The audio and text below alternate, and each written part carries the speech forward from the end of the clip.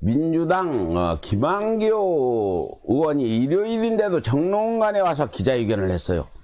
뭘 했냐? 이분이 뭐 하버드대 출신으로 서울의 소리도 한번 인터뷰를 했는데 강남 병에서 이번에 떨어졌죠. 정말 아까운 사람이 있었어요. 굉장히 똑똑한 사람인데 이분이 어저께 와서 민주당 김한규 법률 대변인은 윤석열한테 이렇게 물었어요. 윤석열, 판사 2872명 성향자로 계속 취합할 거냐? 이게 무슨 얘기냐? 윤석열이가 계속 판사 성향자료 취합한 게 합법적이다, 불법이 아니다, 이렇게 하니까 김한규 이분, 머리 좋은 이분이 역으로 물어본 거야. 그러면 앞으로도 계속 환자들 성향자료 취합한 게 합법이면 계속 할 거냐? 윤석열이가 뭐라고 대답할 것 같아요?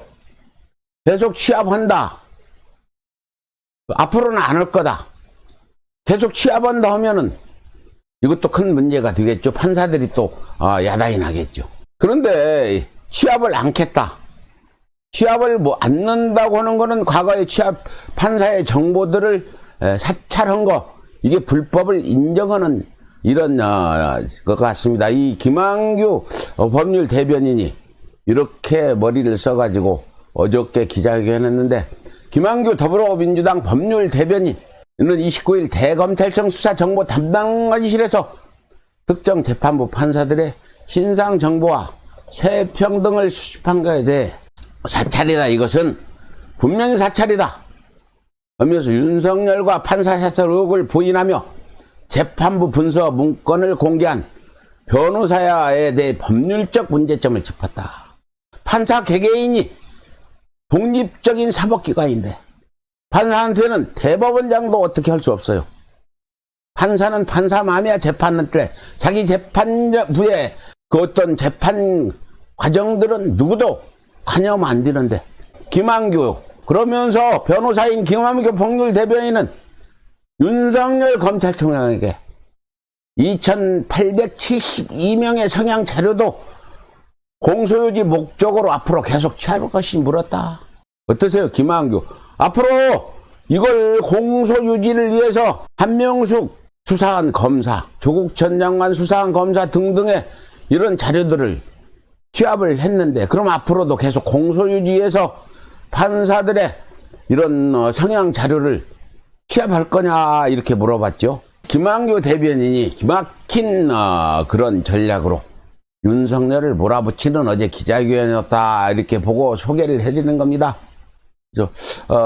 김한규 대변인은 국가기관이 본인 동의 없이 법률에 의해 정당하게 권한을 받지 않고 개인의 정보를 수집해 업무에 활용한 것이 사찰이다.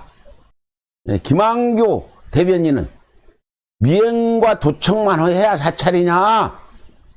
각 어떤 정보가 기록된 이런 어떤 구글이나 포털에서 이런 거 정보 취합해가지고 그걸 모아가지고 판사 성향을 보고 그걸 어떻게 썼는지는 모르지만 이게 바로 사찰이다, 이렇게 얘기를 하면서 윤석열 당시 서울중앙지검이 지휘했던 사법농단 수사 공소장에도 이렇게 써있다. 판사의 성향과 활동을 탐문조사해 정보를 수집하는 행위를 사찰이라고 명시한 바 있다. 윤석열이도 자기가 한 행위를 과거에 자기가 사찰이라고 분명히 얘기했다. 그렇죠? 변호사이기도 한 김한규 법률 대변인은 판사가 개개인의 신상정보 및 세평등을 조사 및 수집에 기록하고 다른 부서에 공고한 행위는 개인정보보호법 위반이라며 우리 법 연구의 가입 여부나 신념 내지 정책 견해가 드러날 수 있는 판결에 대한 정보 등은 민감한 정보에 해당해 개인정보보호법상 위법성이 더욱 가중된다, 이렇게 얘기했습니다. 변호사, 하버드 대학 출신 변호사라 윤석열보다는 훨씬 법률을 많이 할 거다, 이렇게 저는 보고 있습니다. 온갖 거짓말로 지금 오늘 심리원은 조미연 판사를 속이려고 이런 짓을 하고 있다. 여기에 한 가지 더 하면 윤석열이가 자기 장모 재판 이상중 변호사인가 이 사람을 사가지고 온갖 그 거짓말을 하면서 윤석열의 장모를 무죄 만들어 왔죠.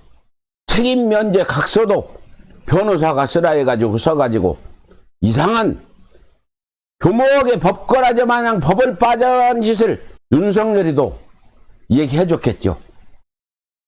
그래서 이런 윤석열의 그 어떤 판사 사찰 의혹을 부인하면서 그걸 갖다가 언론에 공개했는데 그 공개한 내용들 검찰청 기자실에 있는 기자들한테 그걸 공개할 때 원문은 절대 내보내지 마라. 그걸 적당히 세탁해서 검찰 측에 유력에 써달라는 의미의 그런 보도 지침을 엠바고를 걸었답니다. 근데 그걸 오마이뉴스가 전문을 보도를 해가지고 오마이뉴스 기자가 지금 검찰청 출입 금지 1년을 당했다 이런 소식도 들리고 그렇습니다.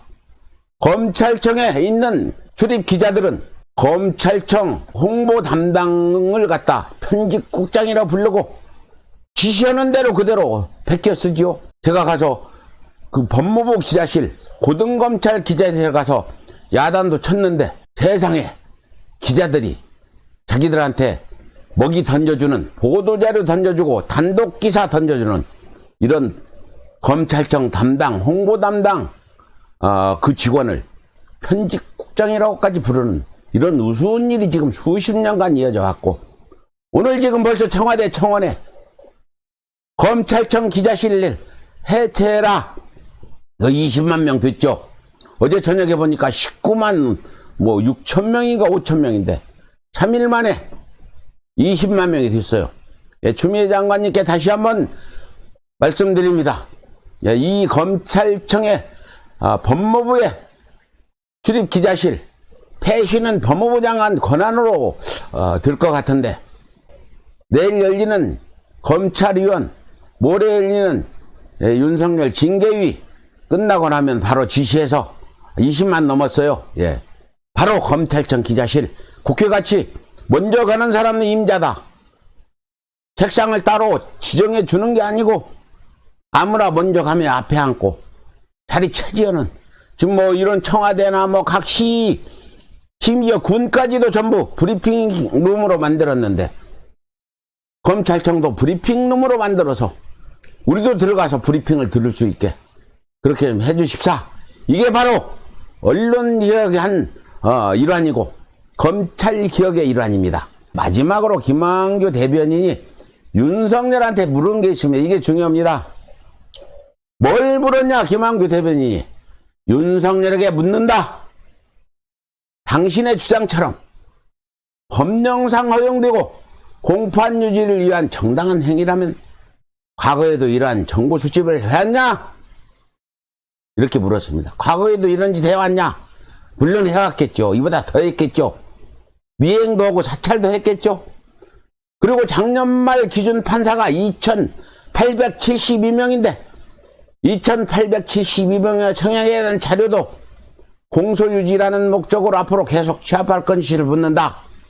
만약 질문에 예라고 답하지 못한다면 본인의 행위가 위법하다는 것을 인정하는 것이다. 이렇게 아주 고차원적인 전략을 써서 과연 이게 자꾸 합법이다. 윤석열이가 그 어떤 그 검찰이 판사들의 성향을 조사한 것을 합법이다 주장하니까 그럼 앞으로도 계속 합법이라면 계속 그런 정보를 취합하겠다. 답을 해라. 만일 못 한다면 불법을 인정하는 것이다. 기가 막힌 이런 김한규 대변인의 어저께 기자회견 내용을 전해드렸습니다.